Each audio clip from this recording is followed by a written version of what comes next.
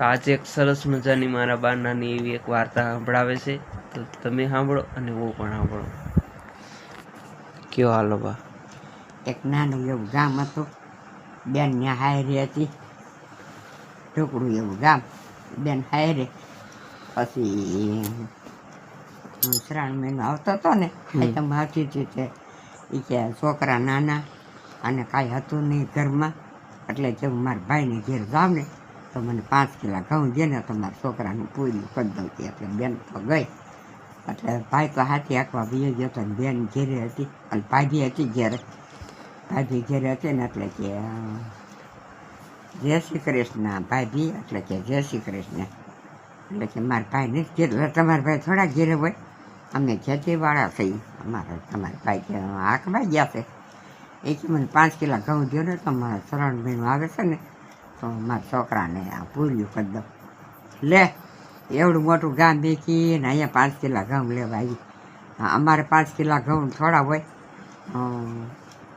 અમારે નાના છોકરા છે ને અમારે શ્રાવણ મહિનો આવે.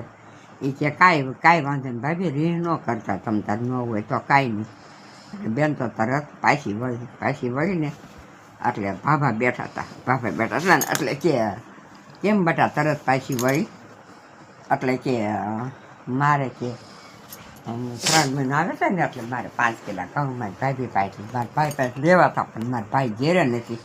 મારા ભાઈ બી એમ કીધું કે અમારે બાપા નાના છોકરા છે, અમારે ઘેર થોડા ઘઉં હોય કે અમારે શ્રાવણ મહિનો આવે છે. એટલે કે કાંઈ વાંધો નહીં ભાભી, રીહ ન કરતા, હું તો વહી જાઉં છું. બેન તો વહી ગઈ.